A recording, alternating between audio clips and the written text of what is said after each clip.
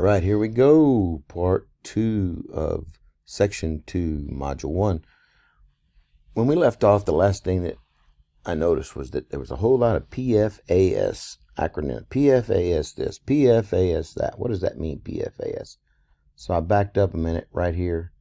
You see where it says Personal Fall Arrest System. So when you hear PFAS, all this PFAS, you say, what in the world is a PSAF? Think Personal Fall Arrest System.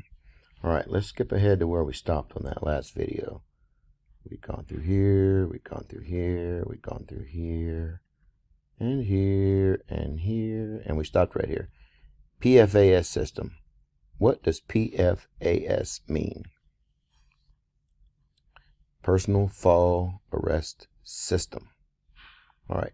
Also, we're going to try something new on this one. We're going to also run our PowerPoint along with it because they both have separate information and they both are they kind of complement each other. So we're going to go here. This one's still on 2.2. Let's see here. Oh, we can back up a little bit. Go down to 2.2.4 is where we're going to be picking up. Lanyards are designed to stop an active body fall, also minimizing the stress placed on the body by a sudden stop. They are not usually under tension normally. Some slack is maintained. See, this one right here is like the one we have in our class. It's shock absorbing. This one right here is retractable. You know, it falls on a spring, but when it runs out, it'll stop your body from hitting the ground. But because it's retractable, it never has a whole lot of slack in it that you could trip over. So let's talk about PFAS inspection. Who should be looking at this every day? It should be looked at every day by the most competent person on your crew. If there's any questions or issues with your fall arrest system, get it checked out by a competent person. What is a competent person? That's the person who's got the most experience that you have access to that day. Lanyards consist of some primary material, construction rope webbing, aircraft cable, etc. Lanyards are used for fall arrest.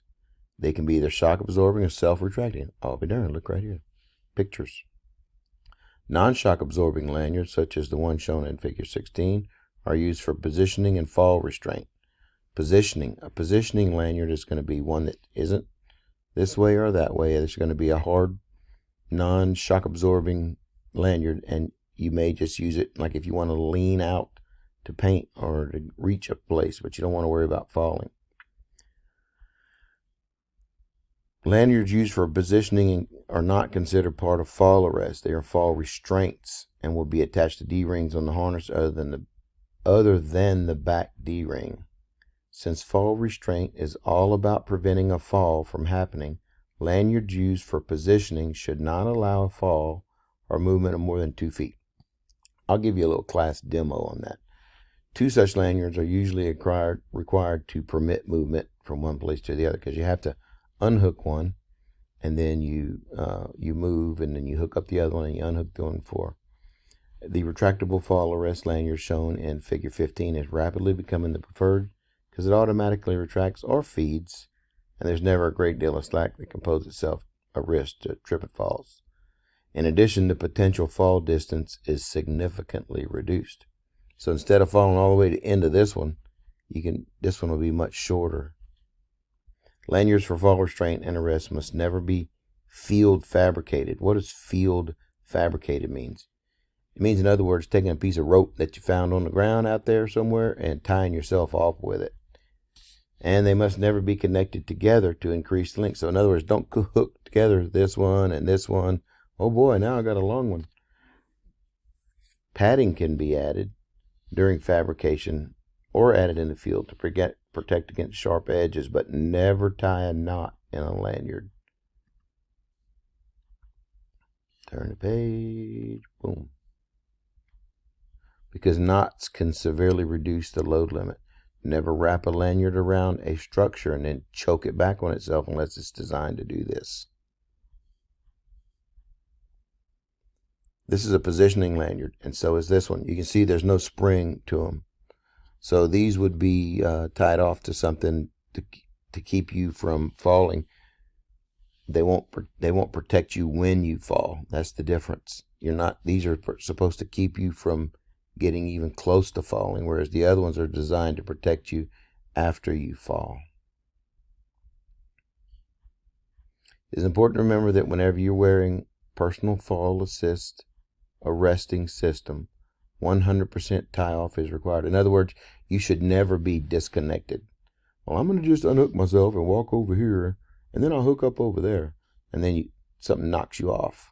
Well, you're dead.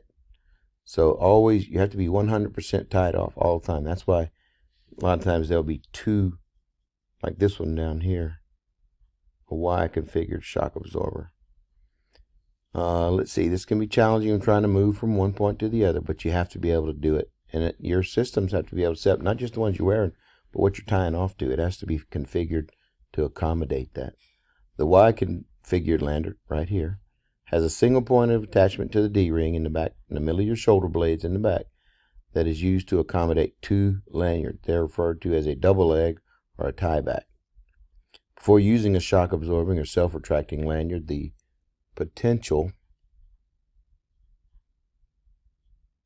I lost my spot. The potential fall distance is determined, and then you don't want to have your lanyard be longer than it is the distance to the ground. The calculations must be done by experienced qualified person on the job site. It's got to be a competent person. Same thing. Okay, 2.25 lifelines. Here's the calculations for determining fall distance. We'll take a look at those.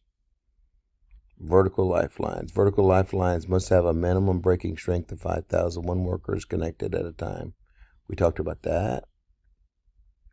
Vertical and horizontal lifelines. 2 of 2. See this line right here?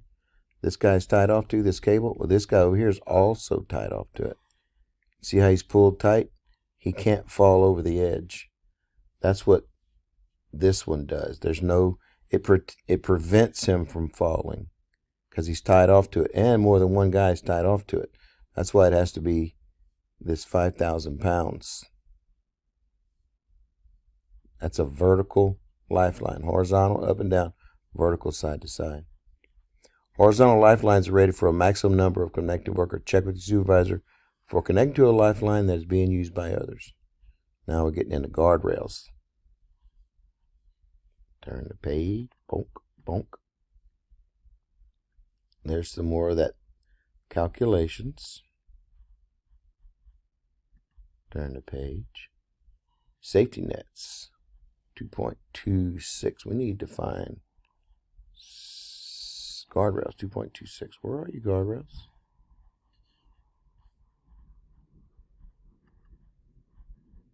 There's 2.27.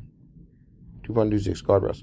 Guardrails are common type fall protection. They protect workers by providing a barrier. Work to the ground. They may be made of wood, steel, pipe, or whatever. Here's a good picture of some. 2.30 ladders. Straight ladder, extension ladder, step ladder, platform ladder. You stand on it. And this one is a rolling warehouse ladder. It's critical to select the right ladder for the right job. Metal ladders should never be used around electrical. These are fiberglass, these orange ones like we have in our shop, and they were invented for electrical work because electricians kept getting electrocuted using metal ladders. So there is safety nets, 2.27 safety nets on fall. You'll see them under bridges. When people are working under bridges, there's usually like the kind you see in the circus. In the event that you fall, you can land in a safety net. Ladders and stairs. Ladders are used daily. You got to know the maximum intended load. Got to know where to find it. Always look on your ladder and make sure that you and your clothes and your equipment and whatever else you're carrying is not going to overload it, because ladders can break. You don't want a ladder breaking on you, especially if you're way up in the air. Let's turn the page.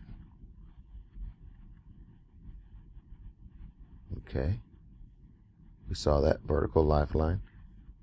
We saw that.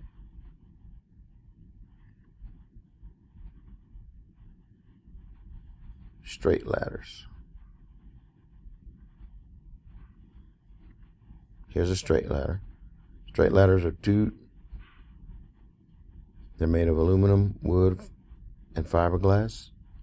It's just two straight rails on each side with rungs. These steps are called rungs. R-U-N-G-S. Rung.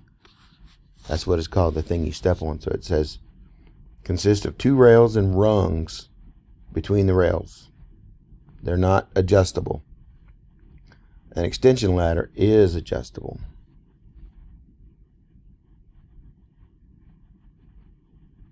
And this talks about wooden ladders. Don't paint them because paint hides cracks. Same thing's true for hard hats. No stickers are generally allowed on hard hats because once a hard hat, something's fallen on it and cracked it, if something else falls on that crack, it's not going to protect your head. So cracks in safety equipment and any kind of equipment is a red flag. Place the ladder at the proper angle. That's going to be some test question stuff. We're going to talk about proper angles and distances. The distance between the foot of the ladder and the base of the structure is generally 4 to 1. For example, the height of the wall is 16 feet. The base of the ladder should be 4 feet away. If you're going to step onto the ladder, so that's 4 to 1. See, 4 times 4 is 16. So if the 16-foot wall, then the ladder is divided by 4, and you get 4 feet, and then that's how far the bottom of the ladder moves away from the wall. That's the correct angle. Let's see, 3 feet. The top of the ladder should extend at least 3 feet above the wall. I wonder if we can find a picture of that. There's the different ladders. Here we go. See this? 3 feet above the wall. 4 feet back on a 16-foot wall.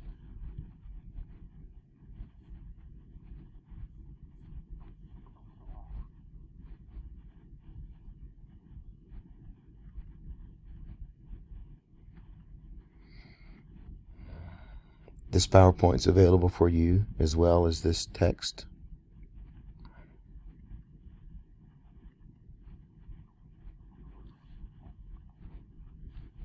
I'm going to go ahead and stop right here, and we'll talk about this. Well, you know what? Let me see how much we got. I think we're almost to the end of this.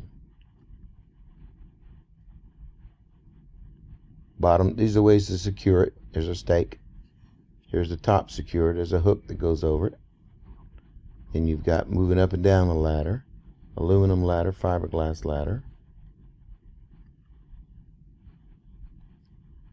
Step ladder. This is an extension ladder. We have one of these in the shop. Keep up. Turn page. 23. Maintain 3 points of contact. 2 hands, 2 feet. Only one should be loose at a time. Make sure the rung locks are secured. Hey, look, same pick. Cool. Extension ladders can go from short to long. When they're really long, that's when the weight limits come into play. Ladder and stair inspection. 2.235. 2.35. 2.34. Inspecting ladders. Okay, we're going to stop here, and we'll resume with a new video. That'll be part 3.